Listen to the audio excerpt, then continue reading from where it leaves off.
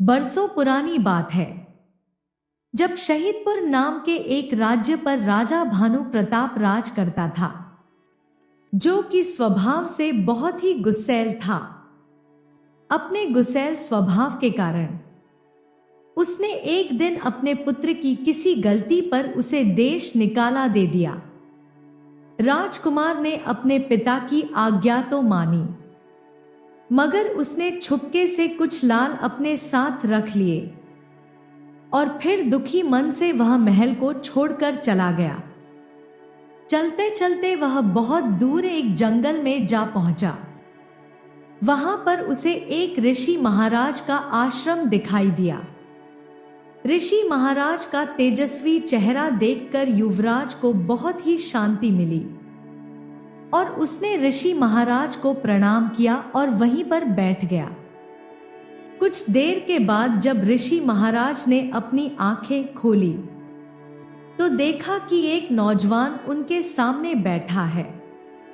ऋषि महाराज ने पूछा, बेटा तुम कौन हो और यहाँ पर कैसे आए? युवराज सुमाली ने साधु महाराज को सारी बात सच सच बता दी।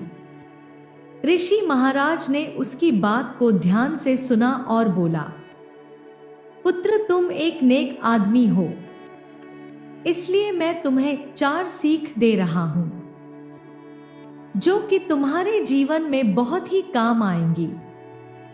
तुम उन पर अमल अवश्य करना। पहली सीख यह है कि प्रदेश में एक से भले 2 होते हैं और दूसरी यह कि परदेश में कभी दूसरे का हाथ का बनाया हुआ खाना मत खाना और कभी खाना पड़ भी जाए तो पहले किसी दूसरे जीव को खिला देना। तीसरी सीख यह है कि परदेश में किसी दूसरे की बिछाई हुई चारपाई पर कभी मत सोना। अगर कभी सोना पड़ भी जाए तो पहले बिस्तर की अच्छी तरह से जांच परख कर लेना। चौथी सीख यह है कि कभी किसी दुश्मन के जाल में फंस जाओ तो नरमी से या फिर ज्ञान की बातें सुनाकर अपने लक्ष्य को प्राप्त करना।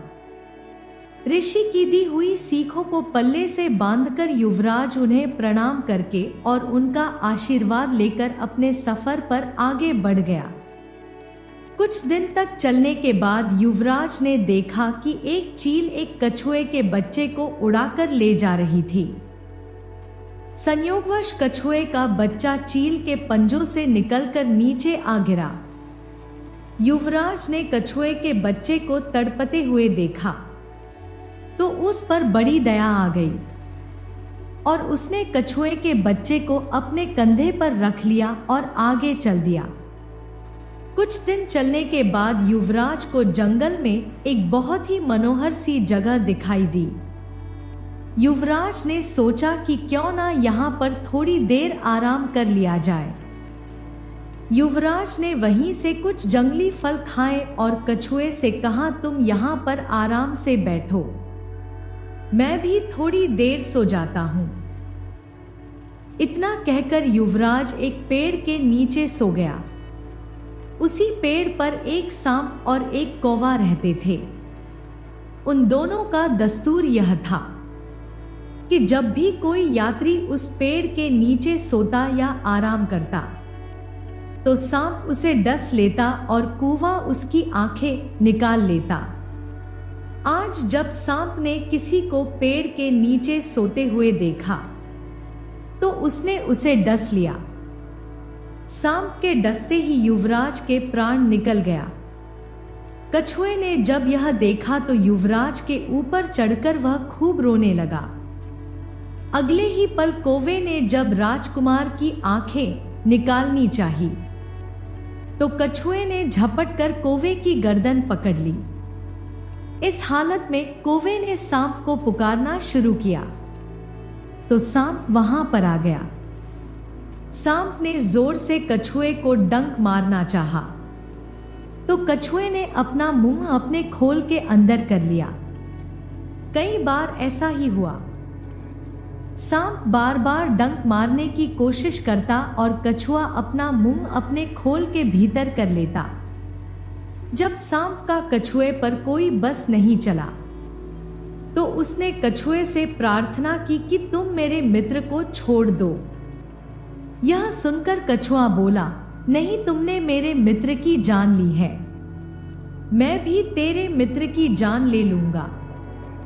इतना सुनते ही सांप ने कहा, मैं तुम्हारे मित्र को फिर से जिंदा कर देता हूं। और फिर सांप ने जहां से युवराज को काटा था वहां पर अपना मुंह रखा और सारा जहर वापस खींच लिया और बोला, अब मेरे मित्र को छोड़ दो। कछुए ने जब देखा कि युवराज को थोड़ा थोड़ा होश आने लगा था तो उसने कौवे को छोड़ दिया। जब युवराज को अच्छे से होश आ गया तो कछुए ने युवराज को सांप और कौवे की सारी बात बताई। कछुए की बात सुनकर युवराज ने कछुए का बहुत ही धन्यवाद किया और साथ ही साथ राजकुमार के मन में ऋषि की दी हुई सीख याद आ गई कि प्रदेश में एक से भले दो होते हैं। मन ही मन युवराज ने ऋषि को धन्यवाद किया कि उनकी दी हुई सीख से आज उसके प्राण बच गए। उसने फिर से कछुए को अपने कंधे पर रखा और आगे चल दिया। कुछ दिनों के बाद एक बड़ी सी नदी आ गई।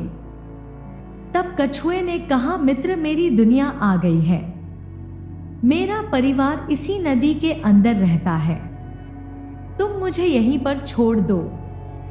युवराज ने खुशी खुशी उसे पानी में छोड़ दिया। वह रात युवराज ने वहीं पर बिताई। उसी जगह से कुछ दूरी पर एक ठग अपनी 2 बेटियों और 4 बेटों के साथ रहता था। ठग की दोनों बेटियों में से बड़ी बेटी तंत्र मंत्र विद्या जानती थी। जब भी कोई यात्री वहां से गुजरता तो वह अपनी तंत्र विद्या से यह जान लेती कि उसके पास कुछ कीमती सामान है या नहीं। अब ठग की बेटी ने अपनी विद्या से यह जान लिया कि युवराज के पास लाल है। वह अपने पिता से कहने लगी, ऐसा लगता है कि इस जंगल में एक यात्री आया है और उसके पास 4 लाल मणि है। यदि वह लाल मणि हमें मिल जाए तो हम हमेशा के लिए धनवान हो जाएंगे। इतना सुनते ही ठग अपने बेटों के साथ उस आदमी की तलाश में निकल पड़ा। थोड़ी ही दूरी पर उन्होंने देखा कि एक आदमी पेड़ के नीचे लेटा हुआ है। ठग और उसके बेटों ने मिलकर युवराज को पकड़ लिया और उसे बांधकर अपने साथ ले गए। उन्होंने युवराज को अपनी बड़ी बेटी के हवाले करते हुए कहा, इससे लाल मणि निकलवाना अब तुम्हारा काम है। ठग की बड़ी बेटी बहुत ही खुश हुई कि लाल मणि निकलवाना तो मेरे बाएं हाथ का खेल है। जबकि ठग की छोटी बेटी की नजर जब युवराज पर पड़ी तो वह उस पर मोहित हो गई और उससे प्यार करने लगी। मगर भाई और बाप के डर से वो कुछ नहीं बोली, परंतु अंदर ही अंदर उसने यह फैसला कर लिया था कि वह युवराज को बचाएगी और वह इसका उपाय ढूंढने लगी। कुछ समय के बाद ठग की बड़ी बेटी ने खाना बनाया और उसके खाने में जहर मिला दिया और वह खाना युवराज को सौंप दिया। युवराज जैसे ही खाना खाने लगा तो उसे ऋषि की दूसरी सीख याद आ गई। उसने तुरंत वह खाना एक कुत्ते के सामने डाल दिया। खाना खाते ही कुत्ते ने दम तोड़ दिया। युवराज को इस बात की बहुत ही खुशी हुई कि आज ऋषि की दूसरी सीख ने उसकी जान बचा ली। ठग की बड़ी बेटी को जब यह जानकारी हुई तो उसे बड़ा ही गुस्सा आया। उसने युवराज से कहा, हमारी मर्जी के बिना तुम यहां से कभी नहीं जा सकते। अब रात हो चुकी है, अगर तुम सोना चाहते हो तो चुपचाप ऊपर वाले कमरे में जाकर सो जाओ। युवराज ऊपर सोने के लिए चला गया, मगर जैसे ही वह बिस्तर पर लेटने लगा तो उसे ऋषि की तीसरी सीख याद आ गई। युवराज बिस्तर को झाड़ने के लिए उसकी चादर को हटा देता है तो देखता क्या है कि नीचे अंगारों से भरा हुआ एक कुंड था। यह देखकर राजकुमार हैरान रह गया। वह एक बार फिर से खुश था कि ऋषि की दी हुई सीख के कारण उसकी जान बच गई। इधर थक की छोटी बेटी अपने घर वालों से छिपती छिपाती हुई ऊपर वाले कमरे में आ गई और युवराज से कहने लगी, मैं तुम्हें चाहने लगी हूं, तुमसे बहुत ही प्रेम करती हूं, परंतु आज की रात तुम पर बहुत ही भारी है। मैं आज कुछ नहीं कर सकती। तुम किसी तरह से मेरी बहन से अपने प्राण बचा लो। अगर तुम आज की रात बच गए तो मैं तुम्हें कुछ नहीं होने दूंगी। मैं तुम्हारी दासी बनने को तैयार हूं, मगर मैं तुम्हारे बिना रह नहीं सकती। इतनी बात कहकर थक की छोटी बेटी वहां से चली गई। कुछ समय के बाद थक की बड़ी बेटी सोचने लगी, वह आदमी तो अब तक जलकर राख हो गया होगा। इतना सोचकर वह ऊपर वाले कमरे में आई तो उसने देखा कि युवराज तो दूसरी खाट पर आराम से लेटा हुआ है। अब तो उसके क्रोध की सीमा ना रही। उसने गुस्से में आकर अपनी कटार निकाली और युवराज की गर्दन पर रख दी और बोली, वह चारों लाल मणि कहां पर है, मुझे दे दो, वरना जान से जाओगे। उसी समय युवराज को ऋषि की चौथी बात याद आ गई कि शत्रु के जाल में फंस जाने पर उसे कोई ज्ञान की बात सुनाकर या नरमी से पेश आकर अपने उद्देश्य को प्राप्त करो। युवराज ने सोचा कि आज की रात बचना मुश्किल है, मगर ऋषि की चौथी बात आजमाने में भला क्या परेशानी है। यह सोचकर युवराज ने कहा, मेरे पास लाल मणि होते तो अब तक मैं तुम्हें दे चुका होता। वह लाल मणि मेरे जीवन से ज्यादा कीमती नहीं है, लेकिन फिर भी अगर तुम मुझे मार दोगी तो वैसे ही पछताओगी जैसे राजा तोते को मारकर पछताया था। थक की बेटी बोली, कौन सा तोता, कौन सा राजा, तुम क्या बकवास कर रहे हो? युवराज ने कहा, क्या तुम नहीं जानती? तुम मेरी बात ध्यान से सुनो। एक राजा पवन के पास एक बहुत ही समझदार तोता था। वह तोता बहुत ही बेशकीमती था। एक दिन राजा पवन उस तोते को गंगा स्नान करवाने के लिए अपने साथ ले गया। राजा पवन तोते को घाट पर बिठाकर स्वयं गंगा स्नान करने लगा। तभी तोते की नजर पानी में बहते हुए एक फल पर पड़ी। तोते ने उसे पहचान लिया कि यह तो अमर फल है। तोते ने अमर फल को उठा लिया और राजा पवन के पास ले आया। तोते ने कहा, महाराज, यह अमर फल है, इसे खा लीजिए। राजा पवन ने सोचा, मैं अकेला इसे खाकर क्या करूंगा, इसे अपने बाग में लगा दूंगा और फिर जब इस पर बहुत सारे फल लगेंगे तो अपने पूरे परिवार को खिलाकर अमर हो जाऊंगा। राजा पवन नेक दिल था, लेकिन उससे यह बड़ी गलती हो गई। गंगा स्नान से लौटकर राजा पवन ने वह फल अपने माली को दे दिया और माली ने अपने हाथों से उसे बाग में लगवा दिया। कुछ समय के बाद वह पौधा बना और पौधे से पेड़ बन गया और धीरे धीरे वह पेड़ फलों से लद गया, मगर फलों के पकने में अभी देर थी। एक दिन एक फल पका और नीचे गिर गया और एक सांप ने आकर उस पर अपना डंक मार दिया, जिसके कारण वो फल अब जहरीला हो चुका था। इस बात से अनजान माली ने उस जहरीले फल को उठाकर राजा पवन के सामने पेश कर दिया। राजा पवन ने जब फल को देखा तो बहुत ही खुश हुआ। उसने सबसे पहले उस फल को अपने सबसे प्यारे कुत्ते को खिलाना उचित समझा। जब राजा पवन ने कुत्ते को फल खिलाया तो कुत्ते ने दम तोड़ दिया। यह देखकर राजा क्रोध में आ गया और उसने तोते से कहा, तोते तू तो बहुत ही बेईमान है, तू मुझे जहर देकर मारना चाहता था। इतना कहकर राजा ने तोते की गर्दन को मरोड़ दिया और फिर सैनिकों से कहा कि इस पेड़ पर जहरीले फल लगते हैं, ध्यान रहे कि कोई इस पेड़ के फल ना खाने पाए।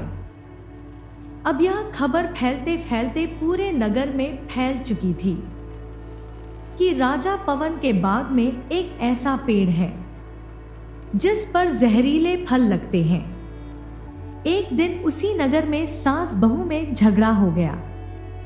बुढ़िया ने कहा, मैं जाकर राजा पवन के बगीचे में से वह जहरीला फल खा लेती हूं, फिर तुम आराम से रहना।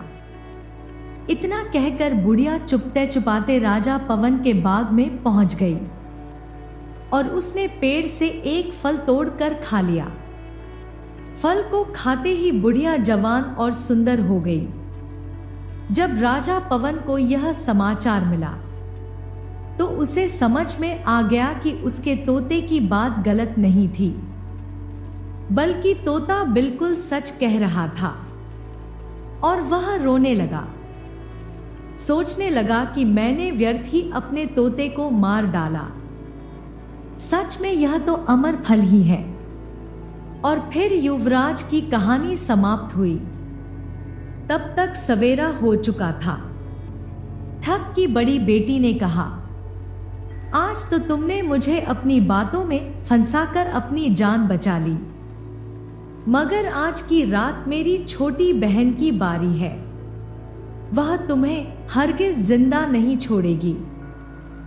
जब ठग की छोटी बेटी को पता चला कि राजकुमार सुमाली जिंदा है और सही सलामत है, तो उसकी खुशी का ठिकाना ना रहा। वह अपनी बहन के सामने नाटक करती हुई कहने लगी, तुम चिंता मत करो बहन, आज की रात में इससे लाल मणि निकलवा कर इसका काम तमाम कर दूंगी। दिन बीता, रात हुई। तब ठग की छोटी बेटी युवराज के पास आई और कहने लगी, भगवान का शुक्र है जो तुमने अपनी जान चालाकी से बचा ली। युवराज ने कहा कि तुम सब यह काम क्यों करते हो? ठग की बेटी कहने लगी, यह तो हमारी खानदानी रीत है। मेरे भाई और बाप यात्रियों को पकड़ कर लाते हैं और हम बहनें उनसे माल निकलवाती हैं और बाद में यात्रियों को मार दिया जाता है। मगर मैंने तो तुम्हें अपना मालिक मान लिया है और मैं तुम्हारी दासी बनने को तैयार हूं। युवराज ने कहा, अगर तुम्हारे पिता को पता चल गया तो क्या वह हम दोनों को एक होने देंगे? क्योंकि अब मैं भी तुम्हें चाहने लगा हूं। तुम्हें देखते ही मैं समझ गया था कि तुम एक नेक दिल लड़की हो। ठग की छोटी बेटी ने कहा, तुम इस बात की चिंता ना करो, आज की रात हम दोनों यहां से भाग जाएंगे और इतनी दूर चले जाएंगे कि मेरे परिवार वाले वहां पर कभी नहीं पहुंच सकेंगे। युवराज बोला, मगर यह कैसे होगा? वह कहने लगी, रात के समय जब सभी लोग सो जाएंगे तो हम यहां से निकलेंगे और उसका उपाय मेरे पास है। मेरे पिता के पास 2 ऊंटियां हैं, उनमें से एक तो दिन भर 60 कोस दौड़ती है और दूसरी 100 कोस दौड़ती है। सभी के सो जाने के बाद हम दोनों चुपके से उन ऊंटनियों को खोल लेंगे और मैं अपने साथ कुछ धन बांध लूंगी। आधी रात के बाद जब सब लोग सो गए, युवराज ठग की छोटी बेटी का इशारा पाकर ऊंट को खोलने के लिए चला गया। उस समय तक ठग की छोटी बेटी ने बहुत सारा माल बांध लिया। और दोनों ऊंट पर सवार होकर वहां से निकल गए। जब सवेरा हुआ तो ठग ने देखा कि वह अनजान मुसाफिर और उसकी छोटी बेटी दोनों गायब है। उसने सोचा बेशक वह बदमाश मेरी छोटी बेटी को भगा कर ले गया। ठगों ने उनका पीछा करने की कोशिश की मगर सब बेकार। युवराज और ठग की छोटी बेटी बहुत दूर निकल चुके थे और कई दिनों का रास्ता तय करने के बाद वह एक अनजान नगर में जा पहुंचे और वहीं पर बस गए। अब तक राजकुमार के देश निकाले की अवधि भी पूरी हो चुकी थी और फिर एक दिन वह अपनी पत्नी को लेकर अपने महल वापस चला गया। उधर राजा भी अपने बेटे की जुदाई में पागल सा हो चुका था। उसने जब अपने बेटे और बहू को देखा तो खुशी से फूला ना समाया। अब ठग की बेटी और युवराज का विवाह बड़ी ही धूमधाम से कर दिया गया और वे दोनों पति पत्नी की तरह हंसी खुशी अपने दिन गुजारने लगे। तो दोस्तों, अगर आपको यह कहानी पसंद आई है तो इसे लाइक कीजिए, चैनल को सब्सक्राइब कीजिए और साथ ही अपने अच्छे अच्छे कमेंट करना बिल्कुल मत भूलिएगा। तो मिलते हैं आपसे किसी अगली कहानी में। एक समय की बात है। हाजीपुर नाम के गांव में मोहन नाम का एक गरीब किसान अपनी पत्नी जमुना और बूढ़ी मां के साथ रहा करता था। मोहन की एक छोटी सी बेटी थी जिसका नाम संजना था। मोहन अपने परिवार का भरण पोषण गांव के मुंशी जी के यहां मजदूरी करके किया करता था। मोहन का घर का गुजारा बहुत मुश्किल से हो पाता था। मोहन के पास थोड़ी सी जमीन थी जिस पर जमुना दिन भर मेहनत करके तरह तरह के फसल उगाती और गांव के बाजार के दिन सब्जियां और फल बेचा करती थी। सारे हाजीपुर वासियों जमुना से ही सब्जियां और फल खरीदते।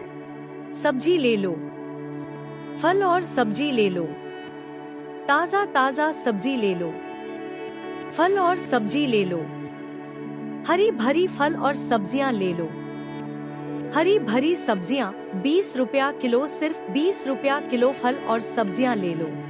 अरे जमुना कैसी हो? घर में सब ठीक तो है ना? और संजना कैसी है? पवन काका मैं ठीक हूँ और घर में भी सब ठीक ही है और संजना भी बिल्कुल ठीक है काका। और बताओ आज बाजार कैसे आना हुआ और काकी कहाँ है? क्या बताओ जमुना, तुम्हारी काकी किसी काम से दूसरे गांव गई है। इस कारण रसोई का सारा काम मुझे ही करना पड़ रहा है। तो सोचा क्यों ना आज बाजार से सारा सामान लेते चलूं। अच्छा तो यह बात है पवन काका। अच्छा जमुना, तुम यह बताओ टमाटर कैसे किलो बेच रही हो? रोज की तरह 20 रुपया किलो ही बेच रही हूँ काका।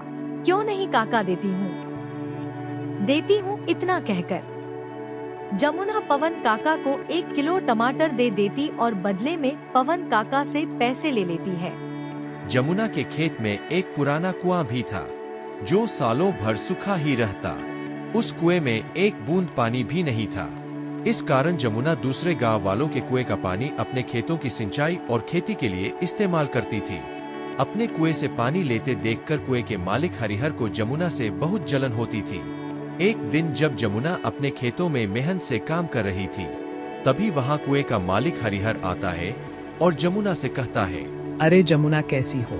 खेतों का काम कैसा चल रहा है? मैं ठीक हूँ हरिहर चाचा, खेतों का काम भी ठीक ही चल रहा है। मैं यह कह रहा था, लेकिन हरिहर चाचा अभी तो गर्मियों का समय आने में 2-3 महीने बाकी है। तब तक मैं अपनी खेतों का काम कैसे करूँगी? आप ही बताइए चाचा। मैं कुछ नहीं जानता जमुना, यह तुम्हारी दिक्कत है। तुम अपना समझो, मैं तुम्हें अपने कुएं का पानी नहीं दे सकता। यह सुनकर जमुना मन ही मन बहुत दुखी हो जाती है और घर जाकर अपने पति मोहन को सारी बातें बताती है। यह क्या हो गया भाग्यवान? यह क्या परेशानी आ पड़ी? अब हमारा घर का गुजारा कैसे होगा? आप चिंता ना करो भाग्यवान, ऊपर वाला सब देख रहा है। प्रभु हमारी मदद जरूर करेंगे। अच्छा ठीक है जमुना, तुम जाकर आराम करो, मैं हरिहर काका से मिलकर आता हूँ। यह कहकर मोहन हरिहर काका से मिलने उनके घर की ओर निकल पड़ता है। हरिहर काका, और ओ हरिहर काका घर में हो कि नहीं? अरे कौन है भाई, रुको, आता हूँ। अरे मोहन, तुम हो, मेरे घर कैसे आना हुआ? हरिहर काका, मुझे जमुना ने बताया कि आपने हमें कुएं का पानी देने से मना कर दिया। हाँ मोहन, यह बात सच है कि मैंने जमुना को अपने कुएं का पानी लेने के लिए मना कर दिया। ऐसा क्या हो गया हरिहर काका? देखो मोहन, मैं तुम्हें कई सालों से अपने कुएं का पानी देता आ रहा हूँ, और इस बार गर्मियों का समय आने वाली है। इस कारण मेरे कुएं का पानी बिल्कुल सूख कर कम हो गया है। अगर मैं तुम्हें अपने कुएं का पानी देता हूँ तो मुझे गर्मियों में बहुत परेशानी होगी। मोहन हरिहर काका को कुएं का पानी देने के लिए मनाने का बहुत कोशिश करता है, लेकिन हरिहर नहीं मानता है। फिर मोहन दुखी होकर थक हार के अपने घर की ओर निकल पड़ता है। क्या हुआ? हरिहर काका ने क्या कहा? जमुना हरिहर काका ने पानी देने से मना कर दिया। कह रहे थे, अगर मैं तुम्हें पानी देता हूँ तो मुझे गर्मियों में बहुत परेशानी होगी। पानी के बिना क्या होगा भाग्यवान? हमारे सारे खेत तो सूख जाएंगे और हमारा गुजारा कैसे होगा? अच्छा, वह जो हमारा पुराना कुआं है उसको खुदवाने में कितना खर्च लगेगा भाग्यवान? 2000 तो लग ही जाएंगे। अरे हमारे पास इतने पैसे तो है ही नहीं। अच्छा, अगर मैं खुद से ही कुएं को खोद दूं तो क्या आप कर लेंगे? हाँ, अब कुआं मिस्त्री कर लेगा तो मैं क्यों नहीं कर लूंगा। अच्छा भाग्यवान, कल सुबह सुबह दोनों कुएं के पास चलेंगे। भाग्यवान जाओ, मुझे बहुत भूख लग रही है। जाओ जाओ, घर में जो कुछ भी है वह फटाफट लेकर आओ। इतने ही बीच में उन्हें एक आवाज सुनाई देती है। यह किसकी आवाज है? दोनों बाहर निकल कर देखते हैं तो एक फकीर महाराज उनके घर के बाहर भिक्षा मांगने के लिए खड़े होते हैं। जो कुछ भी घर में हो, चावल, गेहूं, बाजरा, दाल, वह मुझे दे दो बेटा। अरे फकीर महाराज, हम सब पहले से ही इतने गरीब हैं। हम जैसे तैसे करके अपना जीवन गुजार रहे हैं। ऐसे में हम तुम्हें कहां से दान दें? मोहन की स्थिति देखकर बाबा जी समझ चुके थे। अरे जमुना, हमारे घर में बाबा को देने लायक कोई भोजन है क्या? भाग्यवान, हमारे घर में बाबा को देने लायक कुछ भी नहीं है। केवल थोड़े से चावल थे जो तुम्हारे लिए बचाकर रख दिए थे। अगर वह बाबा को दे देंगे तो तुम्हें भूखा रहना पड़ेगा। रुकिए बाबा, भाग्यवान जाओ और मेरे हिस्से का भोजन है वह जाकर बाबा को दे दो। लेकिन भाग्यवान, अगर मैंने आपके हिस्से का चावल बाबा को दे दिया तो तुम्हें भूखा रहना पड़ेगा।